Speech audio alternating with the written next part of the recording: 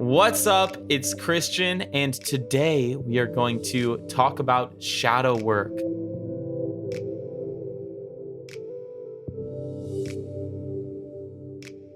And you are going to learn what shadow work is, the benefits of doing it, the negatives of doing it, how it works, and how you can do shadow work. And then I'll give some of my own personal experiences with shadow work so you can better understand what it really means. To keep it simple, shadow work is essentially working on your shadow self. Your shadow self, or your shadow, is the part of your subconscious that contains all of the things that you deem yourself unworthy of feeling. For example, maybe it has it has childhood trauma, some fear from something that happened when you were really young. Maybe it has something more like anger towards somebody, or maybe it has kind of your loud side as a person, like just your loud voice. And maybe when you were younger, someone told you that you can't use a loud voice and they yelled at you. Maybe that would be kind of ironic, actually, now that I think about it. But maybe something like that happened, and now since then you've been traumatized into thinking that it's not okay to be loud. And that's why you have a quiet voice that doesn't have the power behind it. It doesn't need to be loud, but oftentimes we take the power out of our voice. So our shadow contains all of these things. It's basically every aspect of our personality that we would rather not take a look at. It's all our fears, all our guilty pleasures, all the things we did wrong that we're just plain guilty about, all the shameful things that we feel, all of the strange abstract thoughts that maybe scare us a little bit. And all of these things come together to create the shadow. And it's really important to be aware of the key aspect of the shadow, which is it is in the subconscious or the unconscious or out of the awareness. It is unconscious to us. It is outside of our normal conscious awareness. And this is why it's so important to bring the shadow into the light, because then it ceases to be the shadow and you can integrate it back into your personality.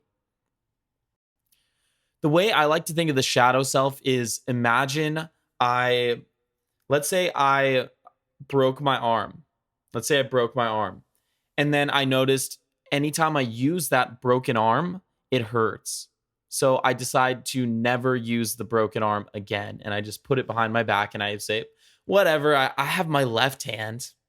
My left hand's pretty good, My left hand's not bad, really. Like, it can do most of the things that I can do with both hands. I don't really need two hands. So then I live life kind of at a handicap where I don't have two hands, but I'm still getting by. It's not that bad. It's not like I have no hands. But what happens is we forget that we even have a right hand, because the last time we checked in with the right hand, it was so damaged. And now you have this damaged right hand behind you that's probably a little bit healed, but now it's atrophied and it hasn't been used in a while. It feels really uncomfortable.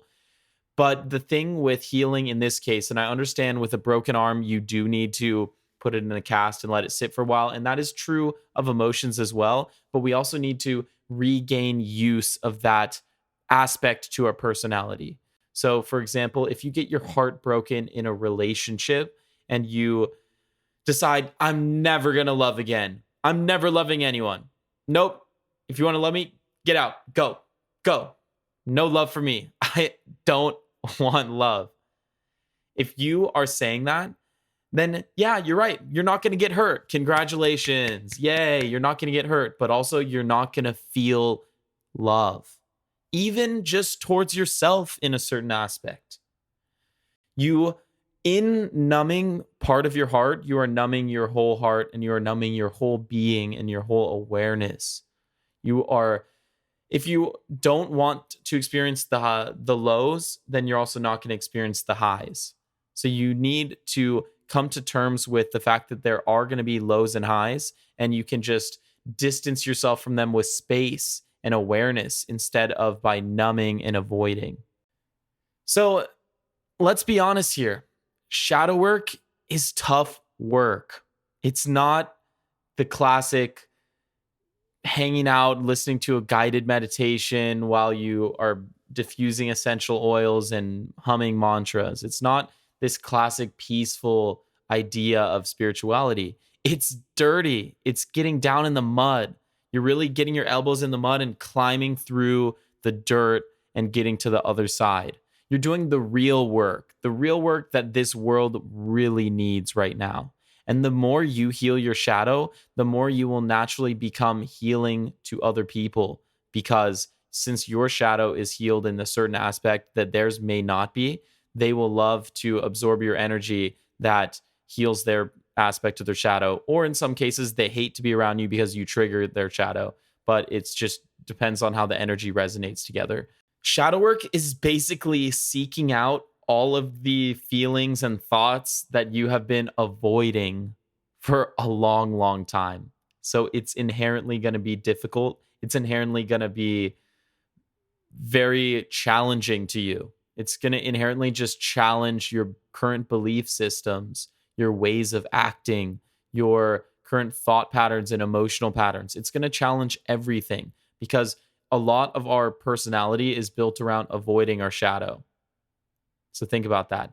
A lot of our personality is our way of avoiding our shadow. A lot of our dark humor that avoids us from making us feel deep, sad emotions and instead basically diverts the path away from going deep into the sadness and on to a humor tangent that is distracting and instead of healing. Because humor can be amazing for healing, but it has to be used in the right way. You can't constantly be using humor to deflect from dealing with your problems. So everything in life can be used for good or bad. So just always know that when it comes to anything, that you have to make sure you're using it in the right way. Just because something is known to be good doesn't mean it's good in every situation.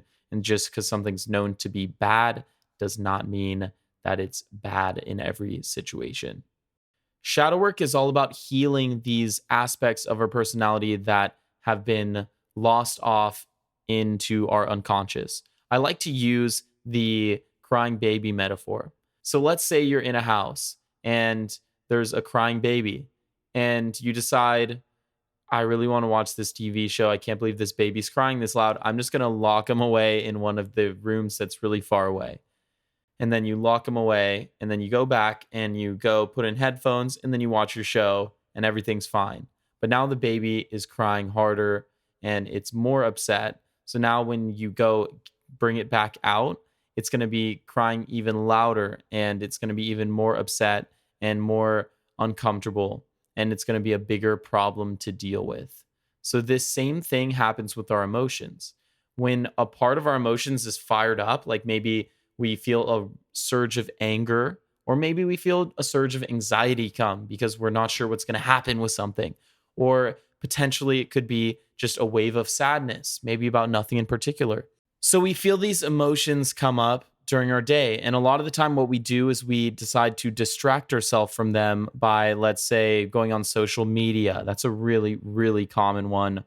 Maybe a lot of people will eat certain foods, especially more sugary and processed foods that spike our dopamine more. People can just distract themselves by socializing or maybe by watching a movie.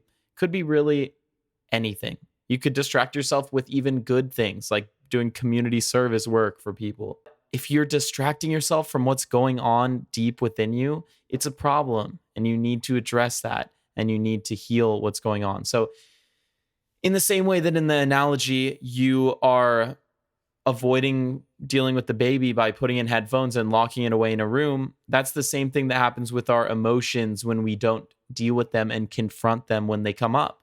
Because then they go away and they fester and they rot and they get worse. And then they come back to us later with a larger impact. So this larger impact that they come back with is like interest from a credit card. So let's say you spend money on a credit card, you don't pay the bill, you get some interest, and then you keep delaying and delaying and delaying, and then it ends up doubling, tripling the amount. That's the same exact thing that happens with shadow work. If we don't do our shadow work right when we begin to experience these things, then what happens is we are going to have extra shadow work to do later because these emotions will fester in our subconscious. Now let's get into the pros and cons of doing shadow work. Let's start with the pros. So it is extremely beneficial to your spiritual development, and I'd say it's essential to your spiritual development. If you really want to grow spiritually, you have to be constantly confronting your triggers, your fears, your limiting beliefs, your neurotic patterns, anything that needs healing. You need to constantly be confronting it and addressing it and being clear and honest with it, giving yourself clarity, giving yourself the ability to judge accurately and look through something before making a rash, irrational decision based on emotions which these emotions are based on the past. It can be used to heal anxiety and depression, anger issues, anything. Shadow work is the healing of these things because oftentimes our depressed self is in our shadow because we try to hide from that and we try to not feel it. And there's definitely a lot more going on in the subconscious that is fueling this depression that we don't even understand because it's in the subconscious and it's not in our known realm. Shadow work is also essential for letting go of limiting beliefs. So if you want to make more money, you need to find the part of your shadow self that thinks that you don't deserve money, and you need to address it and heal it. Because if you have these limiting beliefs that are stuck floating around your subconscious, they are going to be manifesting things into your life, and they are going to be controlling certain aspects of your life, and you want to be in control. I want you to be in control. I want you to be in control of your feelings and emotions. I want you to be in control of your own abundance. I don't want the past and faulty habits to be running your subconscious and therefore building and guiding most of your life. I don't want that for you. And I know you don't want that for you. So I know that it would be really good for you to start doing some shadow work. It's also essential for letting go of self-sabotage. When you have all of these lingering emotions in your shadow, then when you start to get higher success than you're used to in your shadow self, then your shadow self will start to flare up and try to make you descend back to the level that you were at before. And that's what self-sabotage is. It's darker sides of our personality that don't feel comfortable going higher into the higher vibrations. So they self-sabotage our lifestyle in order to make it more similar to how it used to be and how it to get back to our comfort zone, essentially. Let's get into some cons, because there are some cons to it. I still think it's worth it, but there are some downsides to it. One of them is that right when you open it up, it's basically like Pandora's box. You're going to be constantly facing new aspects of your shadow the whole time. Once you stop repressing and repressing and repressing, you're going to keep on experiencing. And especially the first maybe year or so of delving into your subconscious can be really, really tough. So it can be really hard on you to face all of these emotions. It's straight up just uncomfortable and painful sometimes literally even painful. Some of the deeper energies we keep literally feel like pain and suffocation. And if you really want to deal with those and heal yourself on a deep vibrational level, then you have to do them. But it can get really, really uncomfortable and painful, especially when confronting our limiting beliefs with the world and with the planet, with society. When we're confronting things that involve other people, it's often even more triggering to our shadow. So doing shadow work can be very triggering, but it's still, in my opinion, completely worth it. You may unblock too much repressed energy when you do shadow work, and it might flood into your conscious before you can really have a chance to organize everything around, if that makes sense. So sometimes you bite off more than you can chew with shadow work. So that's why I recommend people to take it slow. You don't want to bite off more than you can chew. You want to be slowly just digesting through your shadow work. You don't want to be flooded with a bunch of negative emotions, because it's going to be harder for you to heal when you're in that suppressed state. You want to still heal from a higher state, but still be experiencing these aspects of your shadow. You don't want to be descending to the level of your shadow all the time, which is what's going to happen when you unblock too much. But at the same time, it still can be really good to get completely overwhelmed by your shadow sometimes, because that's just a part of the process and that's just what happens. And it's totally fine if that happens, but you don't want that to be the consistent way that you deal with your shadow. You want to just kind of gradually bite off chunks of it and heal it. But you always want to be keeping your awareness in that direction and be aware of what's triggering you. Because when you are aware of what and who is triggering you, you can be aware of how they could also be manipulating you. Another con that happened to me actually is that you can kind of get addicted to shadow work because the rewards are so good. So you get kind of addicted to doing this, and then you can end up in the situation that I said before where you overwhelm yourself with too much energy. And that has happened to me many, many times. So take it easy. Just do a good amount of shadow work, consistent amount of shadow work, but don't go too overboard. Make sure you're spending a lot of time just with your mind geared towards the positives and in a gratitude state and in a laughter state and having fun and being a happy human being. That's where I really want to see you at most of the time. But I do want you to be delving into shadow work because it makes your light shine brighter when you do shine it. All right. So how do we do shadow work? Well, the main aspect to shadow work, as you can probably tell by this video, is experiencing the shadow. Shadow work is not about understanding your shadow, although that can help. But the reason you need to understand your shadow is so you can feel it and experience it.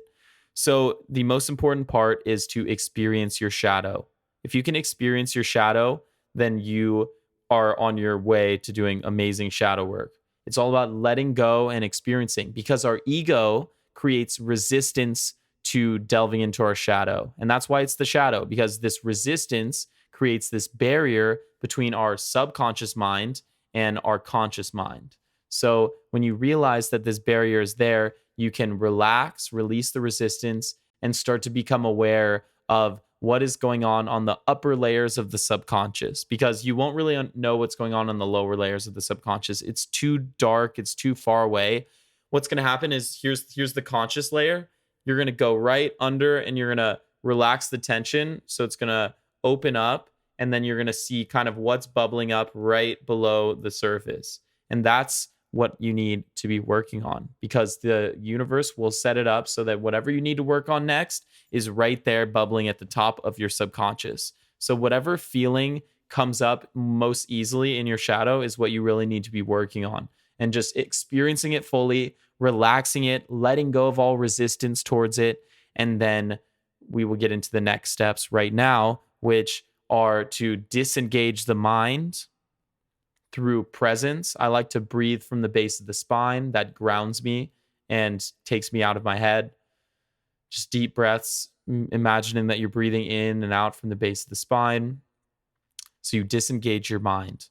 This is important because when there's a negative feeling present, it can be very normal for us to jump into a story mode where we start thinking thoughts and thinking about some story. Like, let's say we feel the feeling of jealousy, and then we start thinking about some person that we're jealous of and how we deserve more than them, even though they have everything, and we don't know why it's happening like that. You want to disengage the mind to prevent these stories from coming up, because what we want to do is experience the emotion purely as it is. We don't want to experience the story built up around the emotion. Once we can disengage the mind, then we are more able to experience the emotion fully, to let go of resistance and feel it completely.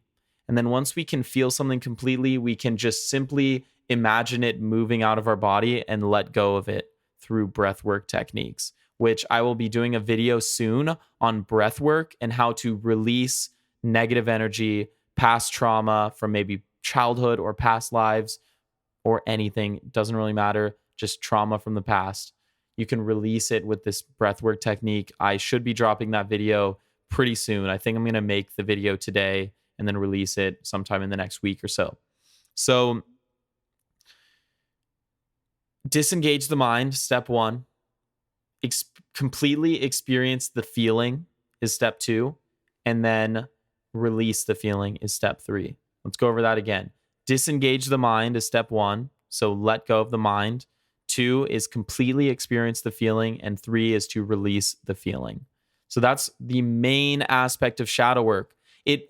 The main aspect of shadow work is not just writing about your shadow and understanding your shadow. It is letting go of the energy in your shadow. That's the healing. It's not just coming to terms and accepting it. You do need to come to terms and accept it, but also heal it. Accept where it's at now, accept that it's a work in progress, and heal it.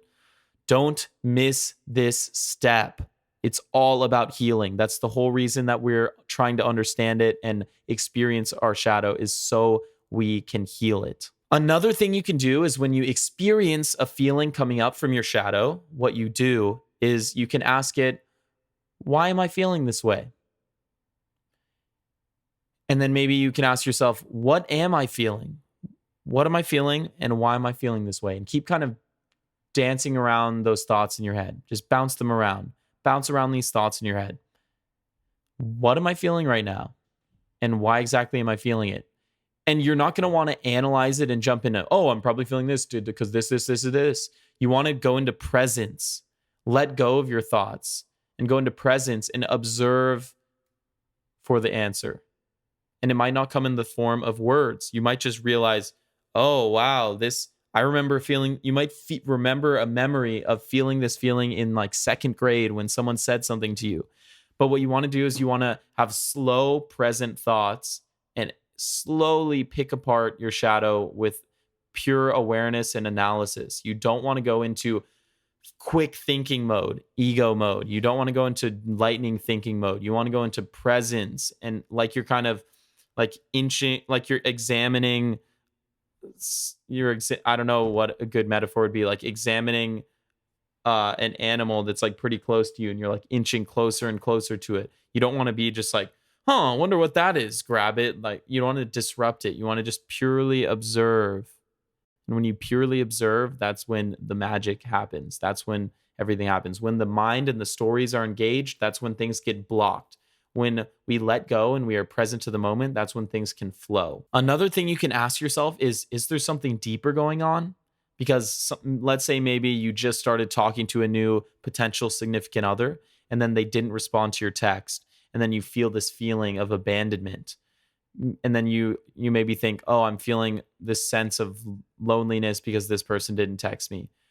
But maybe that feeling is coming from your relationship with your ex, or maybe from your relationship with your parents, or maybe from a brother or sister. Could be a lot of these things. So you have to understand that even though we may get triggered by something, the causal energy of the trigger may actually be related to something completely different. Let's get into some of my experiences with shadow work and how shadow work has made me who I am today. Well, to start off, a couple of years ago, I was diagnosed with OCD. I had severe depression, I had panic disorder, and I was diagnosed with OCD, prescribed antidepressants and Xanax. I chose not to take them. I don't recommend going against your doctor's guidance, but if you feel a strong intuition, then that might be the best thing. But that is completely up to you. I suggest taking your doctor's guidance. But in my case, I knew for a fact that it was not the right move for me because I knew that this feeling in me was causing all my OCD. This certain energy in me was causing my OCD. So I became highly aware of that feeling and that sensation, and I observed it and I healed it and I let it go and I cleared it out so many times that it actually completely left me. And now I have absolutely zero signs of OCD. It's pretty wild. All from alternative spiritual shadow work, like no OCD. And 2 years ago, I was prescribed antidepressants and Xanax for it. And now I have zero. I have zero anxiety in general. I completely healed my anxiety. And I'm not saying this will happen with you, but I went hard in shadow work and I worked really hard at it. And I really do believe that anyone that works really hard at it and understands it and has good guidance will be able to do these same things as me. But I can't promise that because it's not scientifically tested. But I would highly suggest you look into this. Another thing that I cured with my shadow work is my validation seeking and permission seeking behavior and thought patterns. I used to be very addicted to the validation of others and very uncomfortable with people not approving of me. And I always kind of geared my life towards avoiding people's approval or disapproval because I was nervous if I got their approval, then I would lose it. And my whole life was kind of geared around this. And it was very, very toxic. And it took me a while until I understood that it was just energy in my shadow that was causing all of this stuff. So I went in and healed it around the same time that I was healing my OCD. And Now I also have no social anxiety. Sometimes obviously things get awkward in a conversation, but it just doesn't bother me.